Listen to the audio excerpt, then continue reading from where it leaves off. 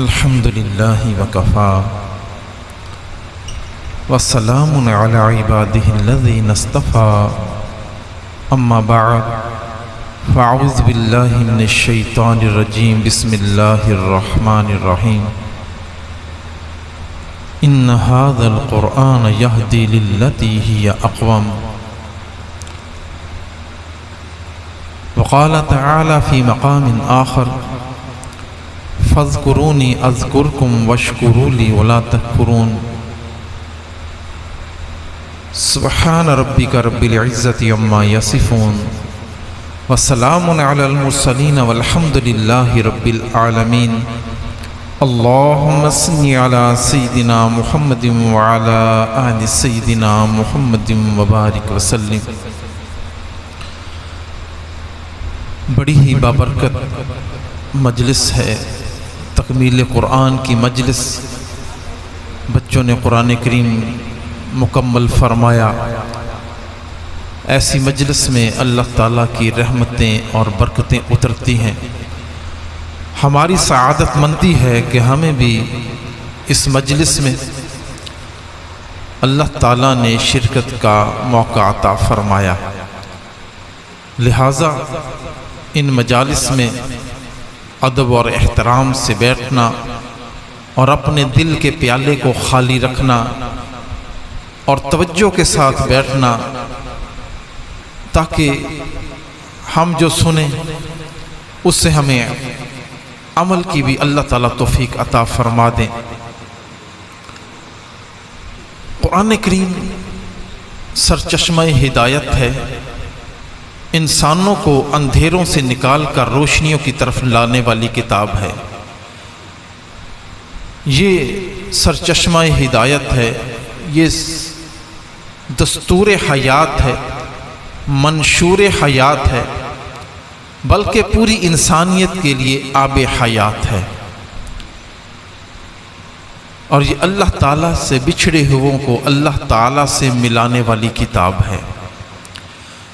یہ ہماری رہنمائی کرتی ہے زندگی کے ہر شعبے میں کہ ہم نے زندگی کیسے گزارنی ہے، ہمارا دوست کون ہے، ہمارا دشمن کون ہے،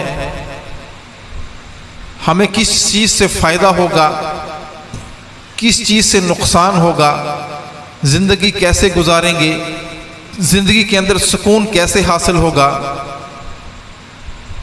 اطمینان دلوں کو کیسے ملے گا۔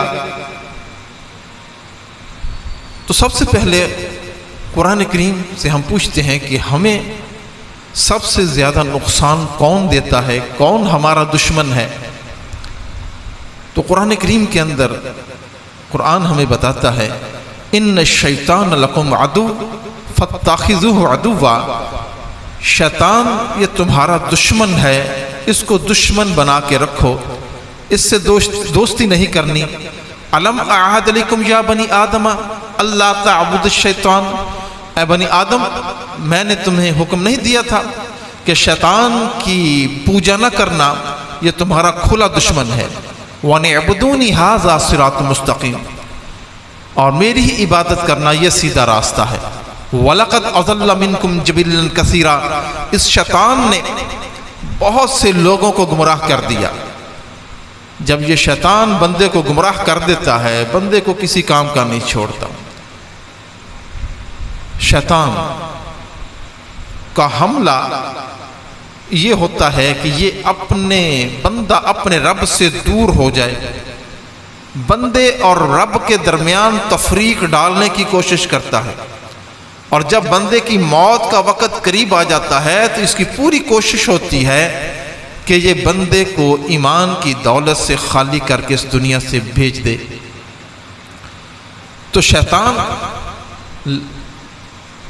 قدم با قدم پر حربے استعمال کرتا ہے انسان کو اپنے رب سے دور کرنے کے لیے۔ اس لیے تو قرآن کریم کے اندر اللہ تعالیٰ نے ارشاد فرمایا وَمَن يَعْشُ عَن ذِكْرِ الرَّحْمَنِ نُقَيِّضْ لَهُ شَيْطَانًا فَهُوَ لَهُ قَرِينٌ، جو شخص خدائے رحمان سے اعراض کرتا ہے، اللہ کے ذکر سے نظریں چراتا ہے، اللہ تعالیٰ نے فرمایا نقید لہو شیطانا فہو لہو قرین، ہم شیطان کو اس پر مسلط کر دیتے ہیں، شیطان پھر اس کا دوست بن جاتا ہے، اور جس کا شیطان دوست بن جاتا ہے اس کو پھر سکون سے نہیں بیٹھنے دیتا، اس کو پریشان کرتا ہے۔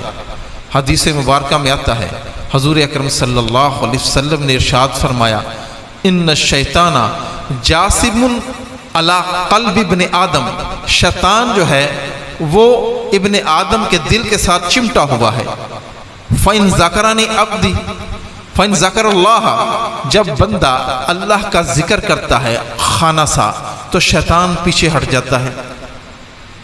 وَإِذَا غَفَلَ وَسْوَسَ، جب بندہ اللہ کی یاد سے، اللہ کے ذکر سے غافل ہو جاتا ہے تو شیطان پھر اس کے دل کے اندر وسوسے ڈالتا ہے، گناہوں کے خیالات اس کے دل کے اندر ڈالتا ہے۔ اور شیطان کے حملوں سے بچنے کا طریقہ کیا ہے؟ وہ اللہ کا ذکر ہے۔ اللہ کی یاد کے ذریعے سے شیطان کے حملوں سے بچا جا سکتا ہے۔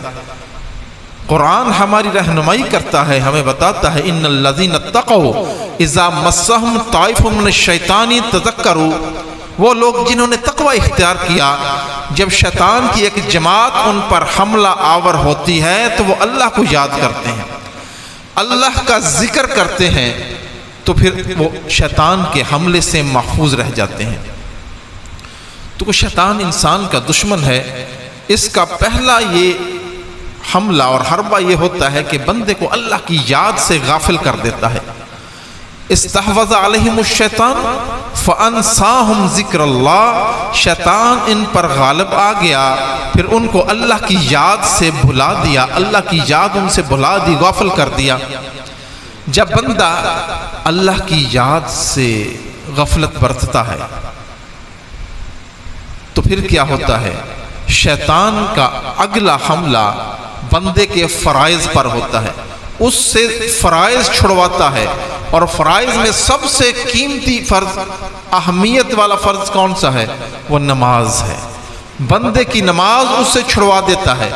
وَيَصُدَّكُمْ عَنْ ذِكْرِ اللَّهِ وَعَنِ الصَّلَاةِ، فرمایا یہ شیطان اللہ کے ذکر سے بندے کو روکتا ہے، پھر نماز سے روکتا ہے۔ تو پہلے بندے کو غافل کر دیا ذکر چھڑوا کر، پھر نمازیں چھڑوانی شروع کر دی۔